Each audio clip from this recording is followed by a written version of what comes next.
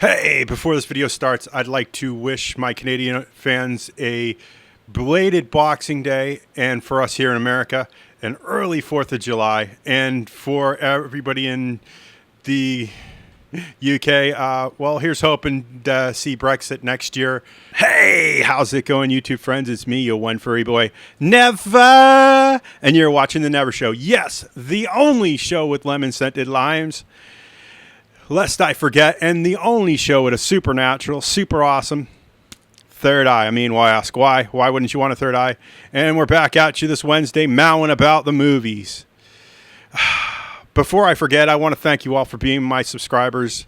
I am truly grateful to have you as my YouTube family. I don't know what I do to deserve you, and I mean this from the bottom of my heart. Thank you. Aww. And before we get started, I'm just going to shout out PewDiePie. I love PewDiePie. I love Minecraft. I'm an easy man to please. So thanks for playing Minecraft, Pewds. Now, without any further digression from the subject, you clicked on that impeccable thumbnail. It's time to review a movie. So let's get into it, shall we?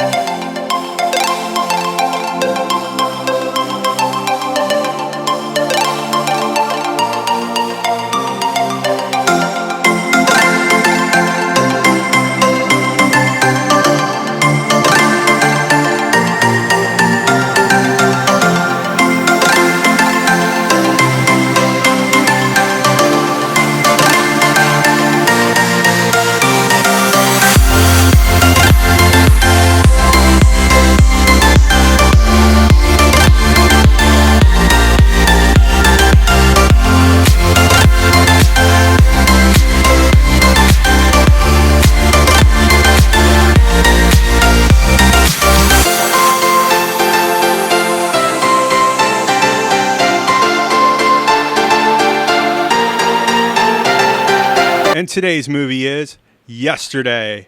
It's a PG-13, so kids, ask your parents, maybe they'll take you. It's an hour and 56 minutes. It is a comedy, fantasy, music thing, which I don't know if they got the comedy right, but they definitely got the fantasy and the music right. I did an ADD, which is pretty shocking because I enjoy the music. It's from Danny Boyle. He did The Beach with Leonardo DiCaprio. 127 days later, 28 days later, and, well, this movie, because I can't think of any more that he's done recently that I've watched. Jack Barth and Richard Curtis did the writing and the screenplay for this thing.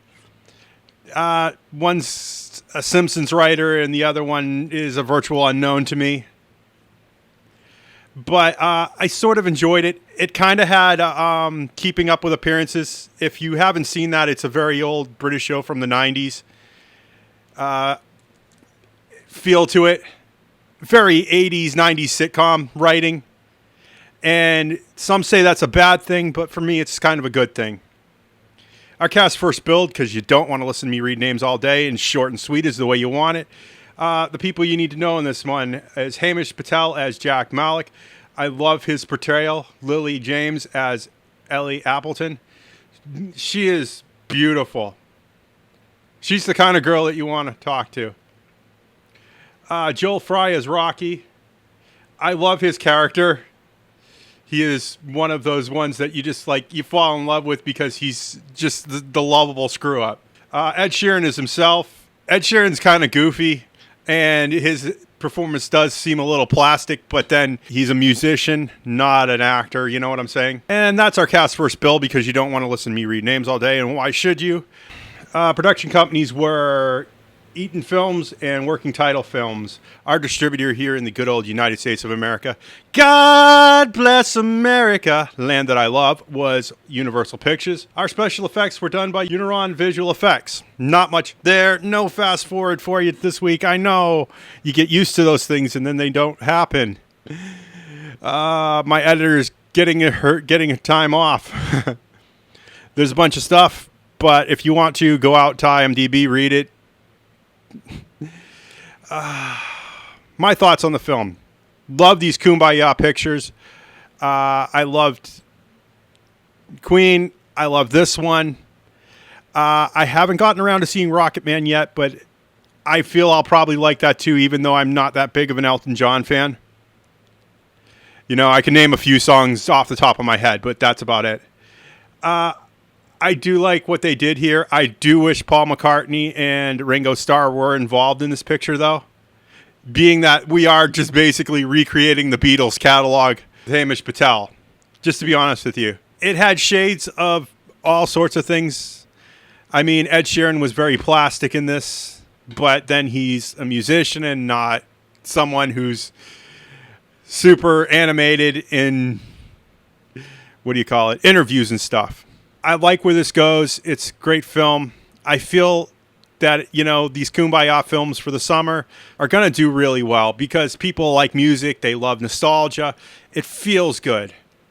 Some of the writing does feel very 70s, 80s sitcom and reminded me of Keeping Up Appearances, just to be honest with you. And if you haven't seen that, that's something from the 90s that was on PBS. I do wish the writing was a little more fresh. And Hey Dude for Hey Jude is the most horrible thing I've ever heard in my life. I love the story. I love where it goes. I love how it feels. I'm going to throw it back to you. What do you think? Just to be honest with you, tell me in the comments.